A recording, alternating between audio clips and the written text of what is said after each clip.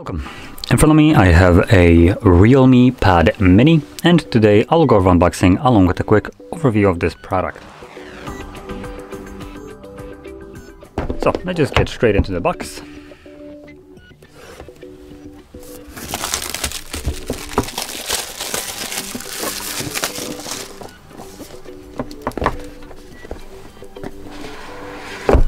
There we go. Obviously at the front we already got this device. Let's set it to the side for now.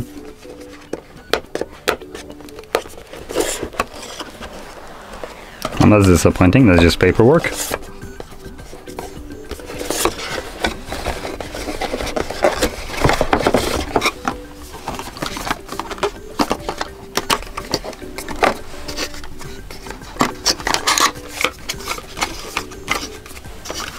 Okay, so here we have our charger and a charging cable.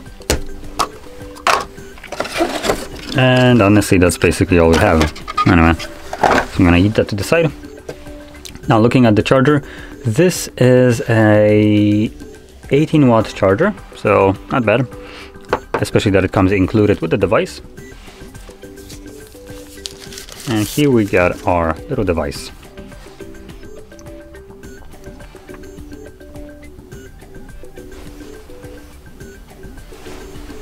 Just a look around how the device looks like.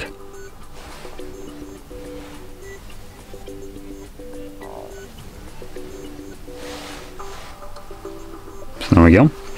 Now, going into the specs of it, I'm gonna start off with the display, which is an 8.7-inch display. It's 800 by 1340 pixels. So in terms of resolution, it's honestly on the lower side. Which is a little bit unfortunate. Now, it is a LCD IPS display, 81.5% screen to body ratio with a pixel density of 179. And that's basically all about the display. No high refresh rate or anything like that. It's just a bare bones display right here. So with that being said, the display resolution is, like I said, a little bit low. Which is disappointing. I would expect it to be at least like 1080p, considering even budget phones have a 1080p display. This one, it's a tablet, sure, but it has a significantly bigger display than a phone, and yet they decided to skimp out on the resolution of this device. So you might be seeing pixelations in content. Obviously not everything will be like super sharp as it might be on your phone, because at this point your phone not only does it have a smaller display, it also has a significantly sharper display, most likely. Now, moving down the line, we have a 600 and 4000 milliamp hour battery. So it's a pretty decent battery size for the size of this device. Just to kind of compare this, because I literally did an unboxing of a Black View tablet, which comes with 6500 and something milliamps, and just to kind of showcase the size difference. So here we go. This has about 100 milliamps more than this. So yeah, that was a little bit disappointing in terms of battery size. Now, sticking with this one, in terms of cameras at the back, we have, oh, I got confused. I was looking at 80 megapixels right here. There's a tiny little dot, so it's an 8 megapixel sensor, f2.0, and can record at 1080p 30 frames. And at the front we have a selfie shooter, which can record at, well, technically it doesn't really state how it can record, but it's a 5 megapixel f2.2.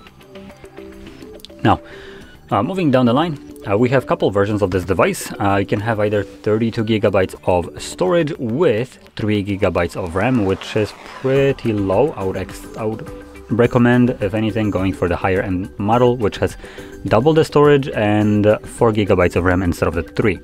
So 64 and 4 gigs of RAM. Now, the reason I recommend going for the higher end model, if your budget can actually spare that money for it, is because having a little bit more RAM and storage will give you just this peace of mind. Sometimes when you have low storage on your device, like 32 gigs, the system already takes some storage, and you have apps that need to be installed on the device, meaning that even if you pop in an SD card in here and you want to move over some of the apps to the SD card, which you could, some apps will not allow you to do so, and you might be just running into a problem where you just don't have storage and you cannot do anything about it. No SD card will solve that problem for you. So that's why I recommend going for the 64, and obviously having a little bit more RAM in your device is something that you cannot upgrade, unfortunately. So what you buy here, either 3 or 4 gigabytes of RAM, is what you will have.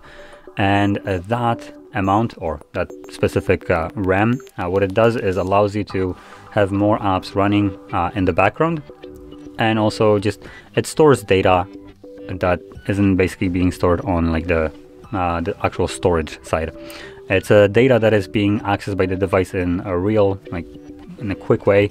So this is a stupidly fast storage compared to like just normal the 64 gigabytes of storage that you have right here, and it's designed only to allow the device to quickly get into data that needs to load up instantaneously, basically.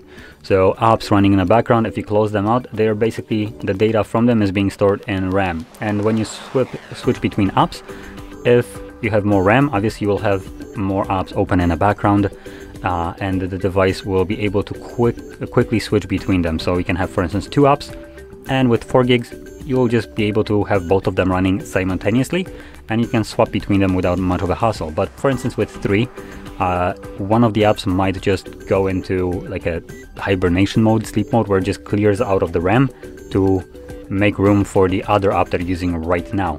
And when you switch between them, it will need to reload that app and all the data for it. So that's why I recommend going for just a little bit more of RAM. And also there are apps, like just normal apps, which already use a decent amount of RAM. Particularly games will obviously use a lot of it. So having more RAM is, I would consider, beneficial, because it's something that you cannot upgrade down the line if you realize that you need more of it. And once you realize that you need more of it, you probably also feel that the device is running a little bit sluggishly, switching between tasks, and obviously that's not something that you want to feel when you're using the device. So now, finishing off, I didn't mention the processor right here, which is a Unisec Tegra T616, and it's basically all the info. Last thing would be the price tag, and this device comes at about 180 euros. Now, with that being said, I consider this device to be a little bit overpriced for what you need to pay for it. So we do have a couple nice things included, like the decent charger in the box, Type-C cable, but there's other things in the device which I feel like fall behind for the price. It's close to 200, so sorry for that. So yeah, it's close to 200, so for this kind of price I would expect a little bit more. We don't have virtually anything here that makes up for that price, at least I would argue. So just to put that in perspective, I'm gonna bring back again the Blackview device. It's not really comparison between these two, I just want to give you a kind of understanding why I consider this to be overpriced device for what you get. So this device is bigger, has a bigger battery, has a better display, higher resolution, and is in all intents and purposes basically, apart from just the size, it's about the same device. So with that being said, this phone, or tablet specifically, costs, I believe it was like 40 bucks less than this, while offering more. The only downside is you don't get a good charger, you get like 10 watts. But that being said, here we have a smaller display with a smaller resolution. We don't have even high refresh rates. We have, obviously, most of the things are just like fairly minimal in terms of specifications to give you this like budget price range. At $180, it's still a budget device, or well, euros in this case, but there is still different like price points in budget, I would argue. And this one, for what it offers, doesn't really offer enough for the 180. It offers enough for price of like about 140, then sure, if you can get a device for that price, then I would say it's worth it. But at this moment, I literally just did the black view, and I have a different device as a comparison, which offers more than this one and also costs less. So that's why I'm just saying that I don't think it might be just as worth picking this one up, unless you really want that smaller form factor, because I guess that's what you might be paying here for. But logically, looking at this, you're paying more for something that is smaller, and most likely it costs the company less to manufacture this. So it's not really great like trade-off, I would argue. Anyway, with this being said, hopefully you found this video informative. If you did, don't forget to smash that like button, subscribe, and thanks for watching.